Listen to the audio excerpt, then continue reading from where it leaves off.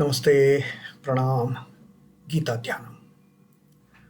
Om Parthaya Pratibodhitam Bhagavata Narayanena Swayam Vyasena Grathitam Purana Munina Madhye Mahabharatam Advaitam Ritavarshinim Bhagavatim Ashtadashadhyayinim Ambatva manusandadhami Bhagavad Gite Bhavadveshinim. O Bhagavad Gita, with which Lord Narayana himself gave enlightenment to Partha. The ancient sage Vyasa included it in the Mahabharata. O goddess, showerer of the nectar-like knowledge of non-dualism contained in your 18 chapters, O my affectionate mother, the destroyer of rebirth, I meditate upon thee. Krishna Vandana. Vasudeva Sutam Devam Kansachanuramardanam Devaki Paramanandam Krishnam Vande Jagadgurum. Son of Vasudeva, the slayer of Kansa and Chanur, extreme delight for Mother Devaki, O Lord Krishna, the supreme teacher of the universe, my salutations to you. Srimad Bhagavad Gita, the 17th Adhyaya of śraddhā Vibhaga Yoga, the yoga of threefold Shraddha. That is what Sri Krishna is now going to teach us about. After Arjuna having asked this question to Krishna in the first shloka, that there are people who may not follow exactly the scriptural injunctions to the core. They may not be even knowing what is written there in the scriptures, but they perform their duties, they perform the yajna, they perform the sacrificial acts, they perform the spiritual duties, the rituals with full faith. Now, what happens of such people? They may not be following the book of rules. They may not be following the book which is a code of conduct. But when they are performing the tasks with total purity, they don't have any negative intentions in performing those rituals, performing those tasks. They are done with all purity and sincerity, with all the Shraddha for that matter. Now, what happens of such? Is that nishtha, is that Shraddha, is that what their way of doing to be considered as going to result as the outcome of the sattva guna, rajo guna, or tamo guna? What happens to such people then? Because they are not definitely they are not falling under that garb of the asura tendencies. They are not the people with demonic qualities. They are not people with all those evil or wretched or ill intentions. But they are not following the scriptural injunctions, the scriptural ordinances for that matter. Now, what happens of such? Now, Sri Krishna says, my dear fellow, Sri Krishna now is addressing Arjuna's query about the outcome of such a conduct which is done with pure intentions but not following the book of rules, not following the scriptures. Now, Sri Krishna says, Srī Bhagavānuvāca trividhā bhavati śraddhā dehināṃ sa svabhāvajā sāttvikī rājasī caiva tāmasī cetutāṃ śṛṇu. Sri Krishna says, what you have asked is very true. Trividhā bhavati śraddhā, the Shraddha that you have asked, that you have referred to in your query in the first shloka. This Shraddha itself is of three kinds, Sri Krishna says. Trividhā bhavati śraddhā dehināṃ sa svabhāvajā. Dehināṃ is of the embodied. Dehināṃ saha svabhāvajā. Every person, every embodied being attains this nature of Shraddha, which is a threefold. And that depends upon the inherent nature, svabhāvajā, the inherent tendencies that we all have been carrying with us since births immemorial. We don't know how many births we have had, how many deaths we have had, which is this birth, present birth, and how many more we are going to have. We don't have any count of those. But birth after birth, all the tendencies, all the natural inclinations, the svabhāvajā, we have been carrying with us. It is not the closure of the account after death of one birth. The account doesn't, it is carried forward. All the pluses and minuses, all the goods and bads, the deeds, the tendencies, the nature, it gets carried forward to the subsequent births. And Sri Krishna says that whatever the beings carry forward with them in the next births, their śraddhā also gets developed, gets molded into the threefold tendencies. Sāttvikī, rājasī, caiva, tāmasī, ceti, śṛṇu. Even the śraddhā becomes of these three natures. The purest of the pure śraddhā. In fact, even the śraddhā, which is supposed to be the most dedicated faith, most sincere faith, most humble faith, it can carry with it. That śraddhā also carries with it the tendencies which we are gathering birth after birth. And accordingly, for the next birth, the śraddhā of that person gets molded based on the tendencies. And Sri Krishna says even that śraddhā can be of the sattvika nature, of the rājasik nature, of the tamasic nature. It can be sattvika, the rājasik, and the tamasic. Ceti tāṃ śṛṇu. Now hear about it. So this is what Sri Krishna is going to explain to us in the 17th adhyaya of Shraddha Traya Vibhaga. How this the faith, the inherent faith, the most dedicated faith, the most sincere faith that we all beget within us, that Shraddha, what type of Shraddha do we ultimately carry with us in the next birth? Is that Shraddha of sattvika nature? Is that Shraddha of rājasic nature? Or is that Shraddha of tamasic nature? So even Shraddha can be threefold, Sri Krishna says. Shraddha is not just one dedicated faith. It could be the purest of the pure faith. It could be slightly tinted with the mode of action, the rājasic Shraddha. Or it could also get tinted with slightly impure thoughts. But still, Shraddha is Shraddha.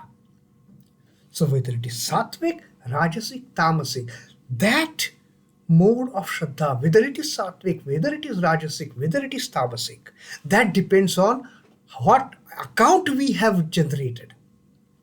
What is the account, the credits and debits that we have done in this account of our being from the birth one till this birth. Now that account is carried forward birth after birth. So this is one thing which we must always keep in mind, that whatever we do now, it has got some relevance in the next birth also. We do good, we beget a sattvik Shraddha. We develop tendencies of action-oriented tendencies, we beget rājasik Shraddha. And if we kind of get into the ignorance, get deluded under that fold of delusion of the great enchantress Maya, then we beget that the tāmasī Shraddha. So this is what Sri Krishna is telling. The doings of Jivatman get embedded in his mind as impressions.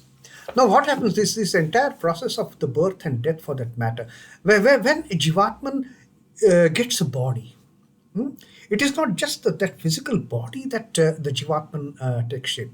Now, those who have read about the Panchakosha theory, our body is comprising of 5 sheaths for that matter. There is that Annamaya Kosh, the physical body, the physical sheath, which is result of the food. That's why it is called as the Annamaya Kosh, this physical form of ours.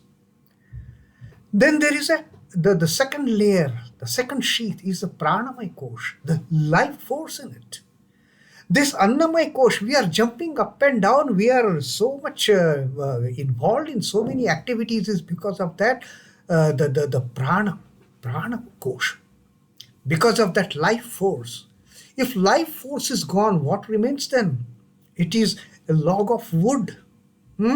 People don't even wait to, allow that body to be there for more than, say, 24, 48, or maybe 72 hours if it is kept in the morgue, mortuary. So the moment the prana leaves the body, it is a dead matter. It is just a complex combination of those Panchamahabhutas, like any stone, devoid of any life force. So that is the second life force. That is the second sheath that we are carrying with it. The third sheath that this Jivatman is carrying with it is Manomaya Kosh, the mental faculties. The fourth sheath is the Vijnanamaya Kosh, the faculty of knowledge, the faculty of realization for that matter. Now these are all the sheaths we are carrying, and finally there is that last sheath of Anandamaya Kosh. So when we say, for that matter, for all the practical purposes, a person is dead, what happens? It is only the Annamaya Kosh. It is only that 20% of the sheath which actually goes off. The remaining 80%, the Pranamaya Kosh, the Manomaya Kosh, the Vijnanamaya Kosh, the Anandamaya Kosh, they all carry the journey forward, and that journey continues till the time this Jivatman, this embodied being, is not released, and it doesn't become one with the Paramatman, it doesn't become one with the Parabrahman, it doesn't become one with the ultimate Ishvara. So these 4 sheaths, they carry with them all the tendencies they are generated birth after birth, they are gathered birth after birth. And there is a very funny pattern here, in fact. It might go up or down, it might go up or down till the time the entire account is only with the credits and no debits over there. It is only the credit of the purity. When that state comes, when that account is filled with nothing but sattva and sattva, then is that scope of liberation. Till such time, the sattva, rajas, tamas, there is always the movement, or there is always that permutation combination. Sometimes sattva is ascendant, sometimes rajas is in ascendance, sometimes tamas is in ascendance. Now, with this ascendancy of each and every guna for that matter, that also has its impact on development of the corresponding Shraddha. So this is what actually Sri Krishna is meaning, that this threefold Shraddha is embodied of the embodied is of 3 kinds, with the tendencies that we generate birth after birth. That leads to the creation of Shraddha. The doings of a Jivatman get embedded in his mind as impressions which do not perish along with the death of the gross body. It is only the Annamaya Kosh that goes. The 4 other sheaths, their journey is continued along with the Jivatman, along with the one which is the ultimate state of Satchitananda. They are latent in the mind stuff to remanifest themselves as tendencies in the next birth. In the Manomaya Kosh, all these tendencies, they remain latent. They remain dormant. And the next moment, when there is a new birth, these tendencies again start to germinate. Like the seed giving to a small tiny plant. These tendencies again, they start germinating with the next birth. The continuity of his disposition is kept in this way. This is how our disposition, the continuation of our tendencies, this is kept alive like this. It gets carried forward from one birth to another.